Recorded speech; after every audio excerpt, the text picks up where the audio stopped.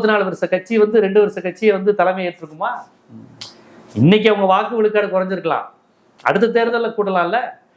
96ல் ஒண்ணுமே இல்லாம போன அதிமுக 2001ல் வீறு கொண்டு எழுந்து வரலையா? அதனால இந்த 2 வருஷ கட்சிக்காக இவங்க துணை முதலமைச்சர் இறங்கி போயிட்டாருன்னா அடுத்து எப்படிங்க ஒரு முதலமைச்சர் ஆவாரு?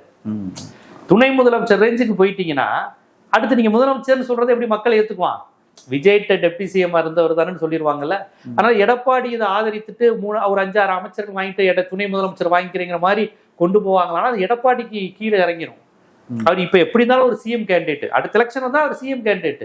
டெப்டி சிஎம்மா இருந்தவரை போய் நீங்க சிஎம் கேண்டிடேட்டா விஜய்கிட்ட டெப்டி சிஎம்மா, அவங்க கட்சியில டெப்டி சிஎம்மா இருந்தா கூட பரவாயில்ல. விஜய் ஒரு நடிகர், இவங்களுக்கு அப்புறம் உருவான ஒரு கட்சி, அந்த கட்சியில போய் ஒரு டெப்டி சிஎம் எப்படி இருப்பாரு? அதை கொஞ்சம் எடப்பாடி யோசிப்பாரு, கிரெடிபிலிட்டி போயிருமே. என்னதான் பாஜக அழுத்தம் கொடுத்தா கூட அவர் யோசிப்பாருங்கிறது தான் என்னுடைய கருத்து. அப்ப அப்படி போகும்போது அதிமுக உடைச்சிட்டு தான் போகணுங்கிற அந்த ஒரு கான்செப்ட் இருக்கு. அப்ப ஆதவர்ஜுனா, லீமா ரோஸ், செங்கோட்டையன், அமித்ஷா இவங்கெல்லாம் பிளான் பண்ணி ஆளுநர் கொடுக்குற டயத்துக்குள்ள அதிமுக என்ன எம்எல்ஏகள் அப்படிங்கிற மாதிரியான விஷயங்கள் நடக்க வாய்ப்பு இருக்கு. அதிமுகவை தனி அணியா ஒரு அணி உருவாக்கி விஜயோட போக வைத்து அவங்களுக்குள்ள ஷேர் பண்ணி துணை முதலமைச்சரா சௌமியா, அன்புமணி போன்றவங்களுக்கு கொடுத்துட்டு மற்றவங்களுக்கு அதிகாரமான அமைச்சர்களை கொடுத்துக்கிட்டு பண்ணுவதற்கான வாய்ப்புகள் அதிகம். இதை நான் ஏன் சொல்றேன்னா, நீங்க கேட்கலாம் விஜய் எப்படிங்க பாஜகவுக்கு ஆதரவா போவாரு அப்படிங்கிற மாதிரி நீங்க தொடர்ந்து கேட்கும்போது நான் அந்த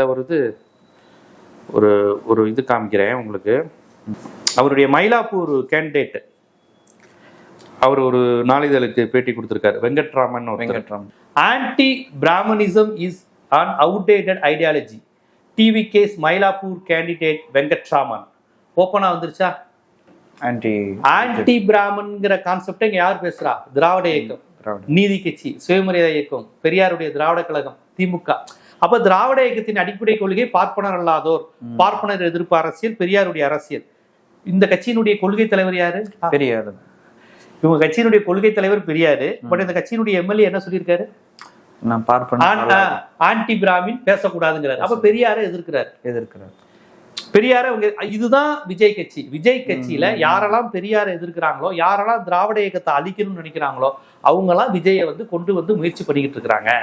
இதெல்லாம் விஜயோட நாலேஜோட நடக்குதுன்னா சொல்ல மாட்டேன். விஜய்க்கு இதை புரிஞ்சுக்கிற அளவுக்கு என்ன இருக்கும் தெரியல.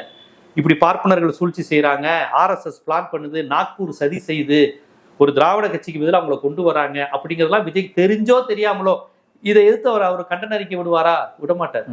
முதலமைச்சர் விஜயை விட ஸ்ட்ராங் ஆனவர் இந்த வெங்கட்ராமன் தான். விஜய் முதலமைச்சரே ஆனாலும் விஜயை இயக்குவர்கள் இந்த வெங்கட்ராமன் போன்றவர்கள் தான்.